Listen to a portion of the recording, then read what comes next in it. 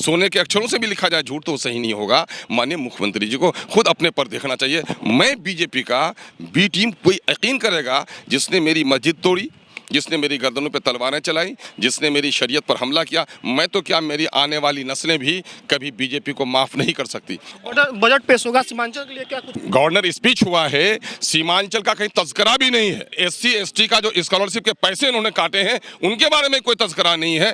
ये तो झूठ का पुलिंदा है। वो बातें तो मैं करूंगा, लेकिन 10 सालों से ये रसैली और खाड़ी के पुल अधूरे पड़े हुए हैं, लटक रहे हैं। गंगा पर पुल बन जाता है 5 सालों में और सीमांचल के लोग गुलाम है क्या? अकेले ही खड़े हैं। आप देख सकते हैं कि हाथों में तस्वीरें लेकर के यार नीतीश कुमार का विरोध करने अकेले उतर गए हैं। पहले 5 थे, अब अकेले खड़े हैं, लेकिन विरोध जारी है। मैं कह रहा हूं, मैं उसकी परवाह नहीं करता। सारे लोग भी आंख बंद कर दें तो सूरज निकलता है, तो सूरज है। सच्चाई को किसी के समर्थन की जरूरत नहीं। मैं तन्हा हूं, सिद्धांतों पर हूं। जो लोग भाग गए वो भगोड़े थे, भाग गए, लेकिन जनता आज भी एमआईएम के साथ खड़ी है। मैं उस जनता के सवालों को लेकर खड़ा हूं। बजट पेश होगा सीमांचल के लिए, क्या कुछ खास? सीमांचल के लिए कुछ भी नहीं। कल जो गवर्नर स्पीच हुआ है, सीमांचल का कहीं तस्करा भी नहीं है। अकलियत के लोगों के लिए भी कोई बात नहीं है। और एससी एसटी का जो स्कॉलरशिप के पैसे इन्होंने काटे हैं उनके बारे में कोई तस्करा नहीं है। ये तो झूठ का पुलिंदा है। वो बातें तो मैं करूंगा, लेकिन 10 सालों से ये रसैली और खाड़ी के पुल अधूरे पड़े हुए हैं, लटक रहे हैं। तो क्या वजह है कि गंगा पर पुल बन जाता है 5 सालों में और सीमांचल के लोग गुलाम है क्या?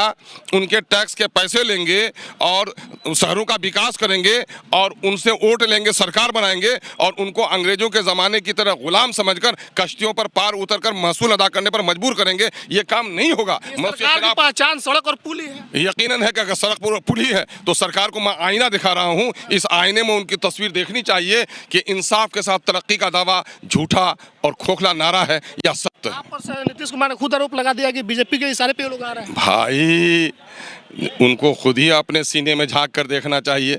मैं कहता हूं कि ज़मीर जिंदा है जिन लोगों का, उनको देखना चाहिए।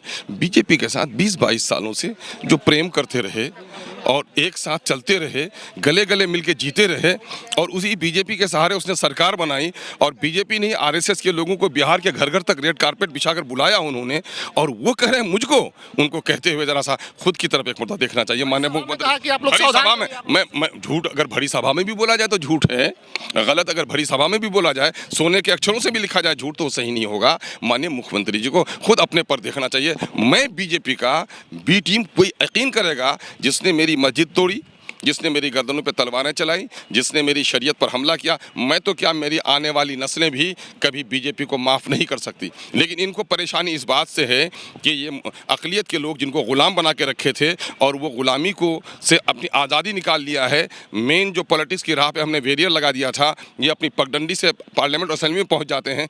इनको नहीं पहुँचने देंगे। बीजेपी का जो नज़रिया है ये इनका भी नज़रिया है। आज अकेले खड़े हैं, क्या आपको लगता है 25 में और संख्या? अरे यकीनन बढ़ेगी, उससे घबराने की कोई जरूरत नहीं। 1857 में हमारे बुजुर्गों की गर्दनें कटी थी, सन 1947 आया तो आज़ादी मिली। इसलिए गर्दनों के कटने का, लोगों के छिन जाने का कोई गम नहीं है। सच्चाई के खातिर मरना मिटना जमा मर्दों का काम है। सच्चाई के लिए अगर अकेले भी किसी से लड़ना पड़े तो लड़ लीजिए, लेकिन डरना नहीं है। ओवैसी के पार्टी के विधायक अख्तरुल ईमान साहब हैं और अकेले ही विधानसभा के बाहर खड़े होकर के सरकार की नीतियों का विरोध कर रहे हैं। और सरकार जो अपने आप को पीठ थपथपाती है कि हमने सबसे ज़्यादा पुल सड़क दिया, लेकिन सीमांचल में जो पुल की स्थिति है कि कई गाँव जो है पुल की वजह से बिछड़े हुए हैं, उनको लेकर के लगातार इनकी मांग है। और अकेले विधानसभा के बाहर खड़े होकर के सरकार को ललकार रहे हैं और आईना दिखाने का काम कर रहे हैं।